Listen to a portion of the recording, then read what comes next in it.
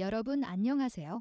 저희는 최신 및 가장 흥미로운 정보가 해외 토픽 속 대한민국을 찾아냅니다. 영상 유익하셨다면 구독과 좋아요, 알림 설정 부탁드리며 댓글로 의견도 남겨주세요. 지금까지 KTF21 공동개발과 관련해 한국의 뒤통수를 여러 번 날렸던 인기가 결국 선을 넘는 행보를 보이고 있습니다. 식 당일까지만 해도 기존의 분담금 미납 문제를 말끔히 해 한국과의 방산동맹을 굳건히 하겠다던 임기는 그로부터 2달이 지나도록 감감무소식이자 이에 의문을 품은 한 외신 기자의 취재 끝에 그들이 한국 몰래 제3국과의 방산계약을 체결했다는 충격적인 진실이 세상에 드러난 것인데요. 마치 한국을 조롱하는 듯한 비상식적인 행동이 계속되자 참다 못한 한국 정부는 마침내 칼을 뽑아들었습니다. 인류의 오랜 라이벌이자 최악의 적대관계인 나라 의회에 의해 부의 수출 관련 폭탄 발표를 선언한 것이죠. 안녕하세요. 군사기밀뉴스TV입니다. 알람 설정을 하시면 영상 업로드 시에 바로 시청하실 수 있습니다. 시청해주셔서 감사합니다. 인도네시아 수도 자카르타에 기반을 둔 에어스페이스 리뷰는 최근 이니 정부가 프랑스 다소사의 라파엘 전투기 36회 초기 계약을 전격 체결했다는 충격적 내용을 보도했습니다. 현지 매체들의 계약은 인도네시아가 선급금을 지불할 경우 늦어도 올해 12월에 발효된다며 절충교역 등 일부 구체적인 사항은 확정되지 않았지만 거래의 주체인 브라보이 국방장관이 직접 프랑스 국방장관을 만나고 추진하려는 적극성을 보였다는 점과 이후 인도네시아 공군 참모총장이 라파엘 도입 계획을 공식적으로 언급한 것은 물론 다소사 관계자들의 본격적인 계약 준비를 서둘렀다는 사실에서 이 거인 루머가 아닐 가능성을 조심스럽게 언급했는데요.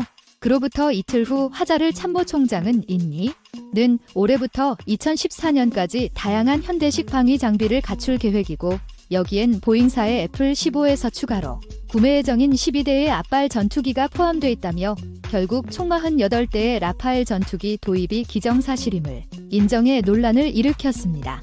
아시다시피 인기는 한국과의 KC집의 7개발에 참여하고 있는 나라로 원칙상 1조 7,300억 원의 분담금을 지급하기로 약속했음에도 현재까지 지급한 돈은 착수금을 포함 고작 2,200억 그런 이들의 갑작스런 입장.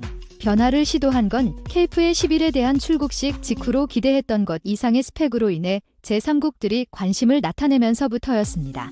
당시 방사청 관계자에 따르면 인기 측은 한국 국방부와의 회담 좀 최대한 지원을 아끼지 않겠다는 의사를 표명하며 보람의 사업에 대한 공동개발 지속 의지와 함께 수천억 원에 이르는 분담금 체납 문제 또한 빠른 시일 내에 실무 협상을 통해 종결시키고 양국 간의 사업을 정상화시킬 뜻을 밝히기도 했습니다.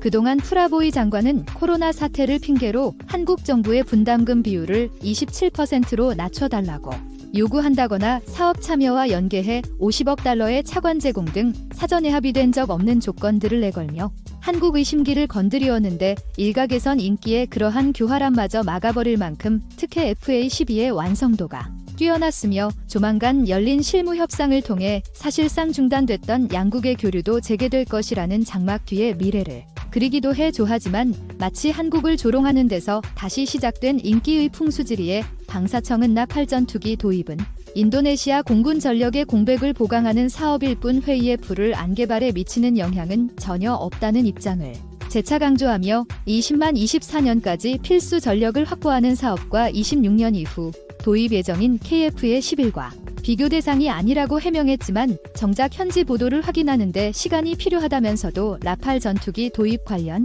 어떠한 홍보나 협의가 없었다는 것에 당혹감을 감추지 못했습니다. 그도 그럴 것이 인도네시아의 넉넉지 못한 국방비 사정상 48대에 달하는 라팔 전투기를 대량 구매할 경우 KFC의 사업을 포기할 수 있다는 우려가 꾸준히 제기돼 왔고 이것은 단순 분담금 문제를 넘어 한국의 막대한 손실을 초래할 수밖에 없는데요.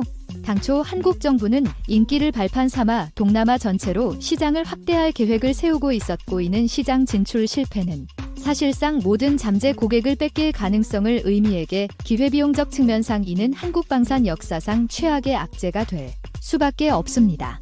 현지 소식통에 따르면 인도네시아 정부의 공식적 발표가 없었고 특별한 동향도 파악되지 않아 관련 보도가 사실인지 여부에 대한 별도의 확인 절차가 필요하다는 입장이지만 안타깝게도 이 기트리크계 착과 부부의 이용에 한국인들은 같은 방법에 결코 두 번 당하지 않는다는 것이었죠.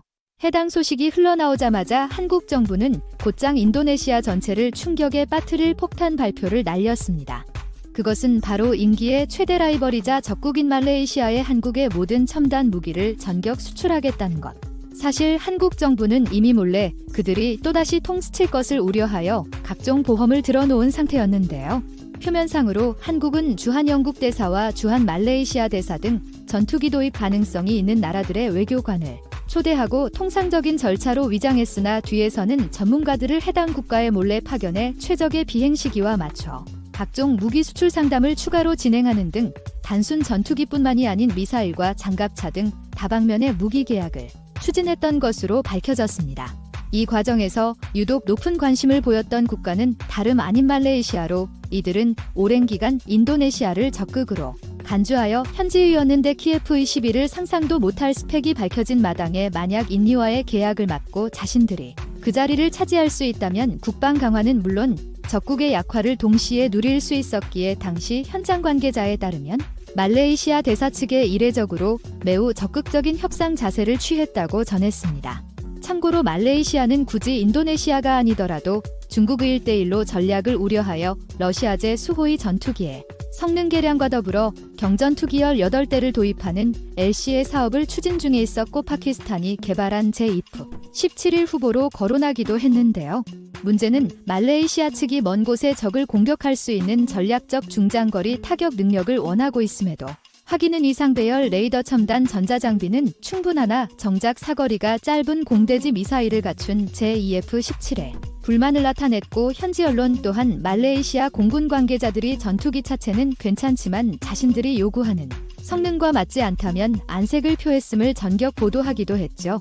파키스탄 측은 차후 사거리 200임에 비해이고 공대 공미사일과 350km에 달하는 라들 공대지 미사일로 업그레이드할 것이라며 말레이시아를 상대로 물밑 작업에 여념이 없었지만 합계 그 시기 인접국인 태국이 중국과 연합훈련에서 중국 공군을 참패시켰다는 소식의 전해짐에 따라 전문가들은 발빠르게 변하고 있는 국제정세에 조바심이 난 말레이시아 측이 결국 한국 회의의 부인 11사업에 눈을 돌렸을 가능성이 높다고 내다봤습니다. 해당 소식이 전해지자 말레이시아와 있는 네티즌들은 온라인상에서 치열한 키보드 배틀을 벌여 또 다른 화제를 모았는데요.